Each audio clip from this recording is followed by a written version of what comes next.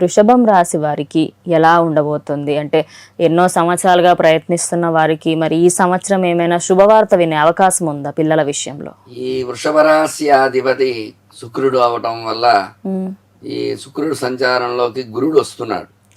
అది మే తర్వాత గురుడు రావడం జరుగుతుంది. మే నెలలో 5వ తారీఖు నుంచి గురుడు వస్తున్నాడు. అయితే శని శుభస్థానంలో ఉన్నాడు వృషభ రాశి వారికి.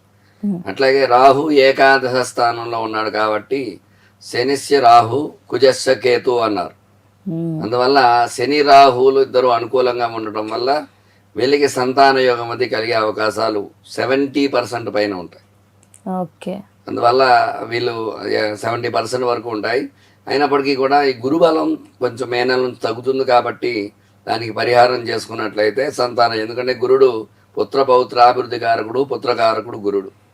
ఆయన అనుకూలంగా ఉంటే ఖచ్చితంగా ఆయన అనుగ్రహం వల్ల సంతానం కలిగే యోగం కూడా ఉంటుంది.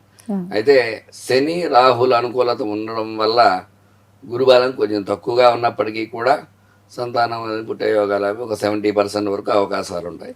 మిగతా 30% వారు జాతకంలో సమస్యలు ఏమైనా ఉంటే లగ్నాత్తు ఈ రాహుకేతువులు కుజుడు ఎక్కడ ఉన్నారో చూసుకుని తద్వారా వాటి పరిహారాలు చేసుకోవడం ద్వారా ఖచ్చితంగా సంతానం అది కలిగే అవకాశం ఉంటుంది.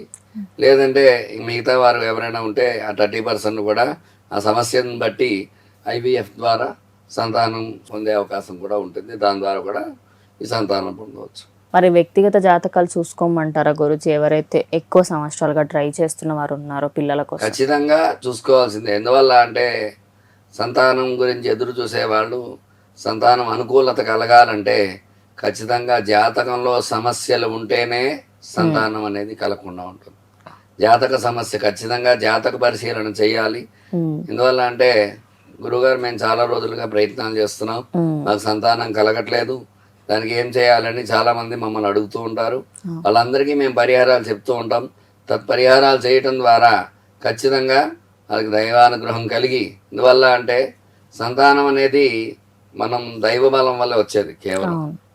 ఆ దైవబలం లేకపోవడం వల్ల కూడా సంతానం ఆలస్యం అవుతూ ఉంటుంది. చాలా మంది అంటూ ఉంటారు చాలా సంవత్సరాల తర్వాత, మొన్ననే ఈ మధ్యనే 20 సంవత్సరాల తర్వాత ఒకరికి సంతానం కలిగారు. అది కూడా కమల పిల్లలు కలిగారు. వాళ్ళకి ఎన్నో పరిహారాలు చేశాం గతంలో. చేసిన తర్వాత మొన్న ఈ మధ్యనే ఈ సర్పశాంతి పూజా కార్యక్రమం చేయడం ద్వారా ఆ జాతకులకి సంతానం కలిగింది. అట్లాగే సంతానం కలగదు అని ఎవరు నిరాశ చెందక్కర్లేదు.